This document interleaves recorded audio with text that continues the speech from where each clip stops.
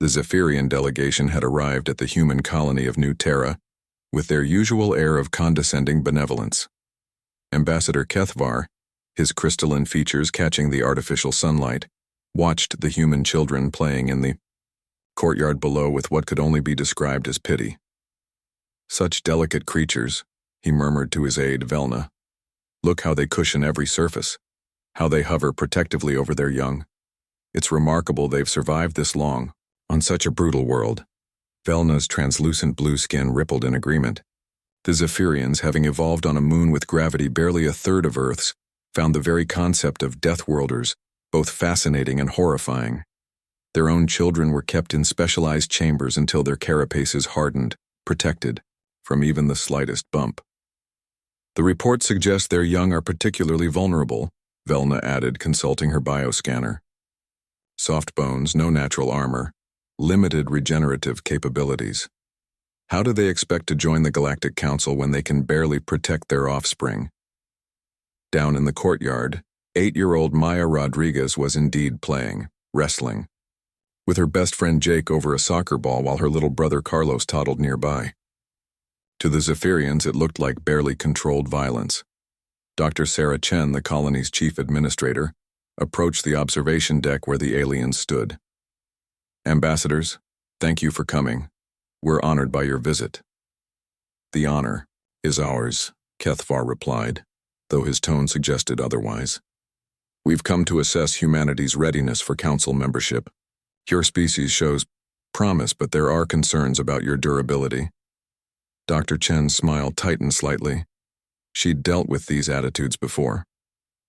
Perhaps you'd like to tour our facilities? See how we actually live? Before Kethvar could respond, a deep, rumbling roar echoed across the courtyard. The sound sent vibrations through the building's structure, and several Zephyrians instinctively activated their personal shields. What was that? Velna gasped, her bioscanner spinning wildly. Dr. Chen sighed. That would be Brutus, our construction team's pack animal. Sounds like he's stuck again. Through the courtyard they could see a massive creature, easily 12 feet tall and weighing several tons, standing in what appeared to be a shallow pit. The beast, resembling a cross between an earth rhinoceros and a mechanical excavator, bellowed again in frustration. Pack animal? Kethvar's voice cracked. That creature could level a building.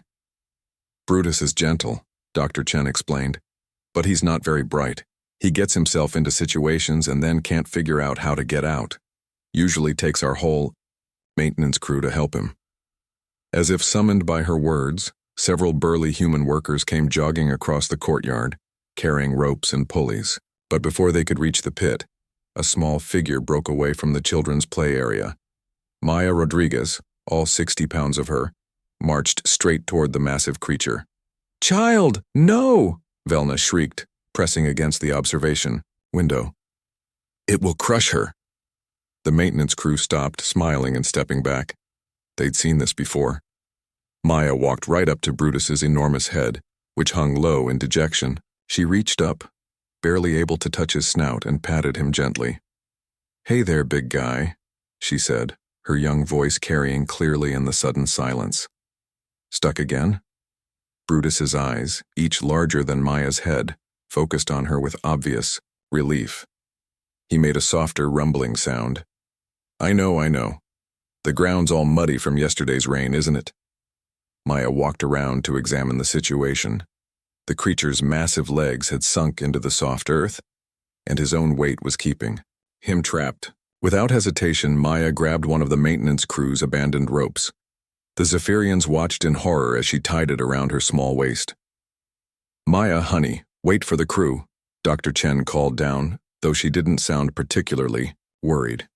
"It's okay, Dr. Chen. Brutus just needs someone to give him confidence."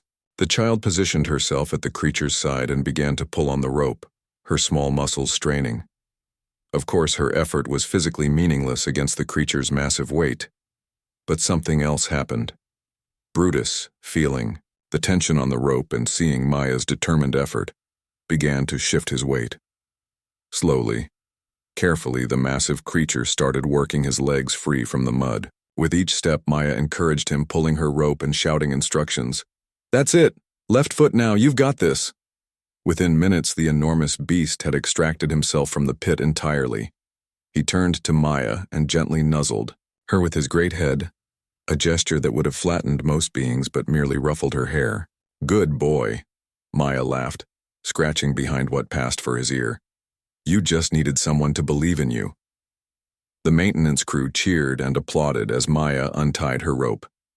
To them, this was just Tuesday. Up on the observation deck, the Zephyrian delegation stood in stunned silence. She moved a creature 50 times her mass, Velna whispered. Without any mechanical assistance, Kethvar added, his voice hollow. Dr. Chen smiled. Maya's always been good with animals. All our children are, really.